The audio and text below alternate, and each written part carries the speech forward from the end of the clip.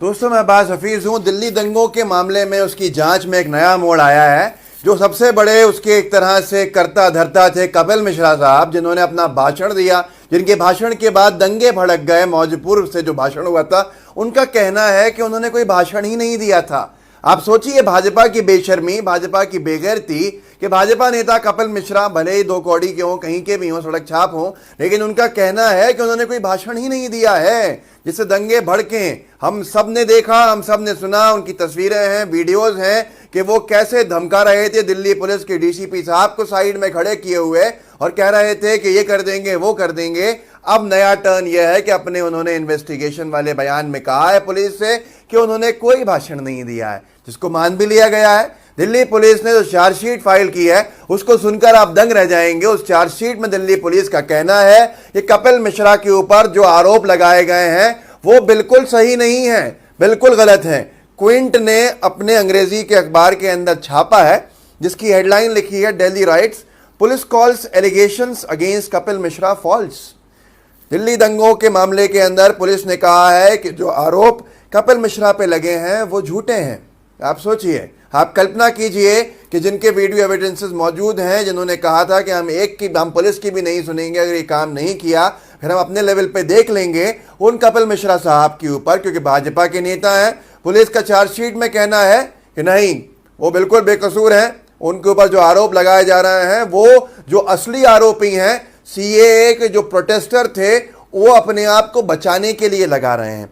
आगे इसके अंदर चार्जशीट के अंदर एफआईआर नंबर 59 है, जिसमें यह जिक्र किया गया है कि बीजेपी लीडर कपिल मिश्रा का इसमें हाथ है दंगों में। तो उसमें उन्होंने कहा है जहां 38 मुसलमान 15 हिंदू खत्म हो गए फरवरी 2020 में, पुलिस का चार्जशीट में कहना है कि ये जो दंगे हुए थे, ये सीएए का जो प्रोटेस्ट कर रहे थे लोग, जो शांतिपूर्ण ढंग से कर रहे थे, हम सब ने देखा। पर दिल्ली पुलिस का मानना है कि ये दंगे सिर्फ और सिर्फ इन्होंने किए हैं और इन्होंने अपने आप को बचाने के लिए, चार्जशीट कह रही है, इन्होंने अपने आप को बचाने के लिए चक्का जाम किया, जबकि चक्का जाम करने का उद्देश्य, मकसद जो था वो चार्जशीट में लिखा है, इन लोगों का कोई ट्रैफिक रोकना नहीं था बल्कि सांप्रदायिकता फैलाना था। और उसके साथ साथ दिल्ली पुलिस ने चार्जशीट एफआईआर 59 की में लिखा है कि चैट्स जो थी वो दिखाती हैं कि डर था, दंगे के जो रणनीति करने वाले थे, बनाने वाले थे, दंगा भड़काने वाले लोग, उनको डर था कि वो बेनकाब हो जाएंगे, इसलिए उन्होंने अपना ब्लेम शिफ्ट करना शुरू कर दिया, आरोप विसल ब्लोअर्स की तरफ। मतलब कपिल मिश्रा साहब विसल ब्लोअर हैं, दंगा जो करवा रहे थे उन लोगों को एक्सपोज करने वाले। अब ये सारी चीजें कही गई हैं, जबकि आप देखिए ये सांप्रदायिकता बता रहे हैं। कुछ दिन पहले चार्जशीट में नया नाम था, चार्जशीट में सीताराम येचुरी जी का नाम, जयती घोष का नाम और योगेंद्र यादव जी का नाम दे दिया गया।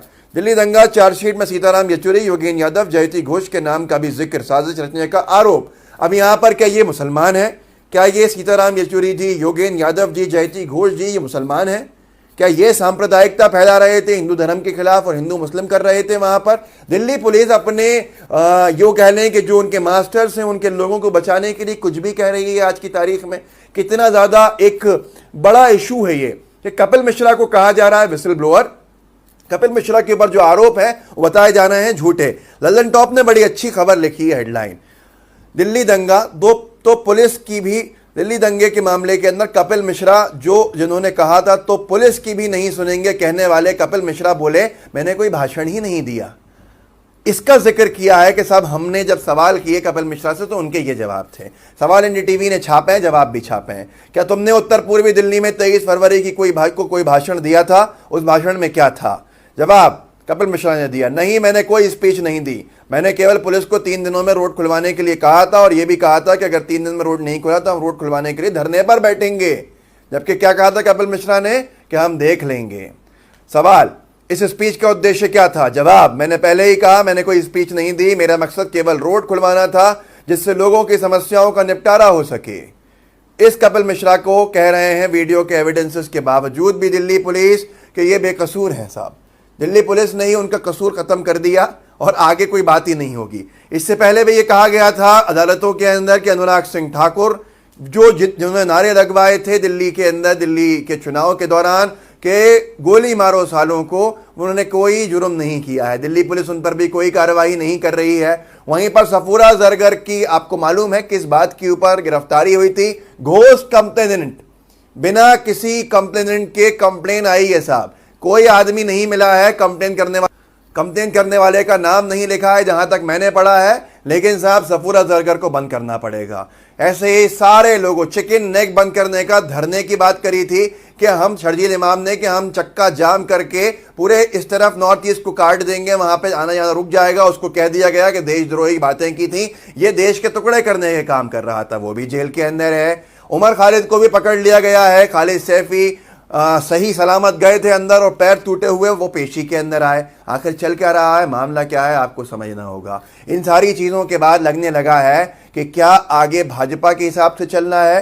क्या भाजपा के नेता होने के नाते आप हर जुर्म से बच जाएंगे? क्या आप पर कोई कार्रवाई नहीं होगी? क्या आप एक तरह से इम्यून हैं सारी सजाओं से, सारे कानून से?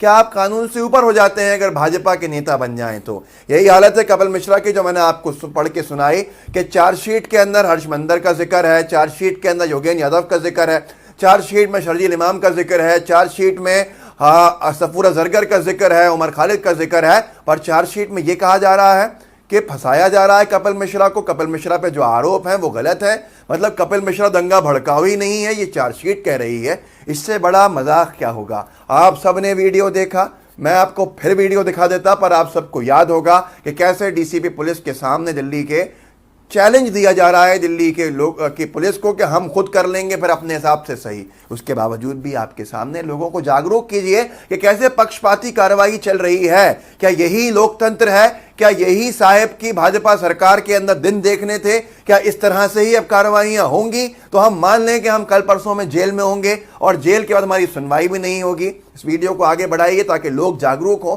और शायद आपके जागरूक करने से कोई आवाज़ उठाए आगे। वो आवाज़ उठाएगा तो शायद बेकसूर लोग बाहर आ जाएं और जो कसूरवार हैं वो अंदर चले जाएं।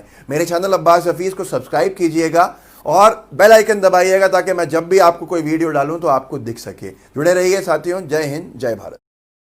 जिन भी लोगों ने किया उनके साथ स्ट्रिक्ट एक्शन होना चाहिए, बिल्कुल एक्सेप्टेबल नहीं है। बाकी मेरे हिसाब से आई थिंक ये सबसे ज़्यादा अनफॉर्चुनेट चीज़ है जो हुई है कि जिसने भी, चाहे वो किसी भी पार्टी का हो, चाहे वो कपिल मिश्रा हो, चाहे वो कोई भी हो, जिन्होंने भी प्रोवोक करने वाली स्पीचेस दी हैं वो बिल्कुल एक्सेप्टेबल नहीं है। उनके अगेंस्ट भी एक्शन होना चाहिए। बात करना चाहते हैं आपकी कोई भी डाउट से, मैं फिर ये बात कहूँगा, मैंने ये 5-6 बार बात बनाए वो सीए का जो यहाँ विरोध प्रदर्शन शुरू हुआ उसके बाद, तो अब क्या लग रहा है कि क्या फिर से प्रोटेस्ट शुरू हो सकता है या अब स्थिति खराब? बारे में तो कुछ नहीं पता मुझे कि यहाँ पर फिर प्रोटेस्ट शुरू होगा या नहीं होगा।